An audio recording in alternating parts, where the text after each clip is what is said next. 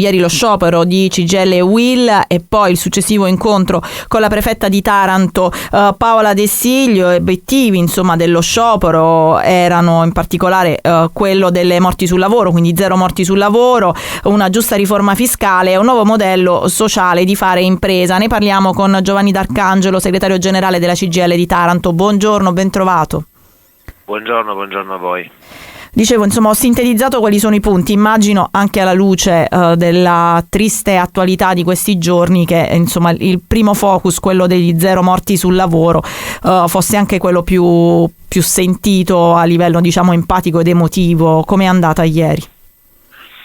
Sì, chiaramente nei 3 punti della nostra piattaforma, quello sulle morti sul lavoro sicuramente quello giustamente più sentito, ma io credo che sia anche la priorità legata all'emergenza sociale in atto. Ieri è andata che comunque in tutta Italia abbiamo scioperato, uno sciopero di 4 ore di tutti i comparti del settore privato, 8 ore nell'ambito del comparto edile, perché quello che comunque sta succedendo nel nostro paese non è da paese civile. Noi siamo maglia nera in Europa per morti sul lavoro e per incidenti sul lavoro. L'anno scorso la statistica ci dice, una fredda statistica ci dice che 1041 persone sono morte sul lavoro. Ecco, per questa ragione noi abbiamo anche detto a più riprese, del cordoglio politico datoriale non ce ne facciamo proprio nulla, anzi forse ci fa anche arrabbiare di più, perché noi quello che chiediamo sono interventi certi a partire dal governo, che deve condividere un pacchetto di norme da applicare, cancellare quelle che precarizzano il lavoro. Mi riferisco in particolar modo, per quanto riguarda il cancellare le norme precarizzanti, a quello del subappalto a cascata. Cioè non è possibile che nel nostro paese ci possa essere questo ricorso al massimo ribasso che poi si riverbera sulla sicurezza del lavoro. Quindi per questa ragione noi ci siamo mobilitati, ma anche per quanto riguarda la richiesta del rafforzamento delle attività di vigilanza e prevenzione, facendo assunzioni negli ispettorati del lavoro e nelle aziende sanitarie locali. E poi c'è un punto fondamentale, che è quello di fornire la patente appunti alle imprese che comunque non hanno incidenti e morti sul lavoro. Come ve la immaginate questa cosa, D'Arcangelo, questa patente appunti? Come dovrebbe funzionare? Ce la immaginiamo un po' come succede per la patente di guida, cioè mi danno un tot punteggio di partenza, se io non faccio infrazioni alla guida, questo punteggio può addirittura anche aumentare. Se invece faccio infrazioni, guido con l'abitudine dell'eccesso di velocità o altre cose, mi tolgono i punti. La stessa cosa vale per il lavoro. Chi non rispetta le norme sulla sicurezza perde dei punti, e questo deve essere utile, deve essere un indicatore, soprattutto per quanto riguarda le gare d'appalto, perché se si presentano 8 imprese che hanno anche un punteggio diverso, chiaramente l'appalto deve essere dato a chi ha il punteggio più alto e garantisce maggiore affidabilità e sicurezza.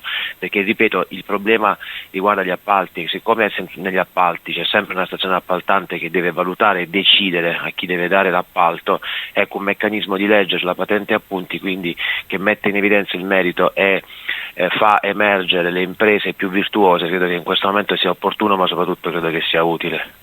Quali sono gli altri punti presentati all'interno del documento che avete appunto consegnato poi alla prefetta Paola De Siglio ieri?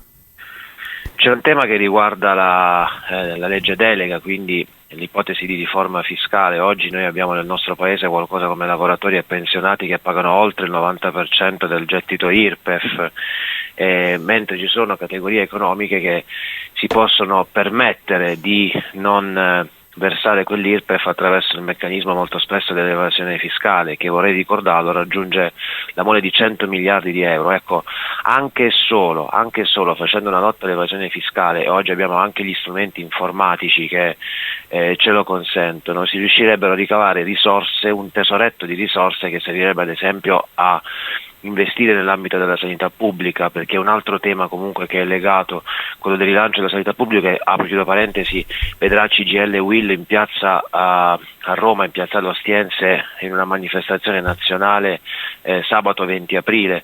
Quindi recuperando gettito di risorse dall'evasione fiscale si potrebbero investire in opere sociali.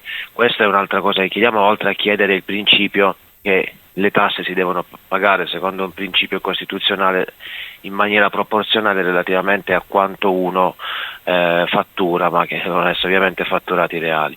E poi c'è un terzo punto che si lega anche a quello della sicurezza, che riguarda il rilancio della contrattazione nazionale. Noi abbiamo subito una dinamica in questi anni con contratti cosiddetti pirata, cioè sottoscritti da organizzazioni finte, che sono stati certificati al CNEL, che comunque che è questo ente che certifica i contratti nazionali nell'ente nazionale. È successo che questi contratti nazionali sono stati applicati in competizione con i contratti nazionali di cui siamo firmatari. Tradotto, che cosa significa? Che se a me si applica il contratto firmato da CGIL, CISL e UIL, ho una serie di diritti. Se mi si applica un contratto sottoscritto da un'associazione finta datoriale o un sindacato finto, succede che magari in quel contratto hanno previsto di togliermi una mensilità, di togliermi un po' di ferie, di togliermi un po' di fondo integrativo sanitario, eccetera eccetera. Cosa significa?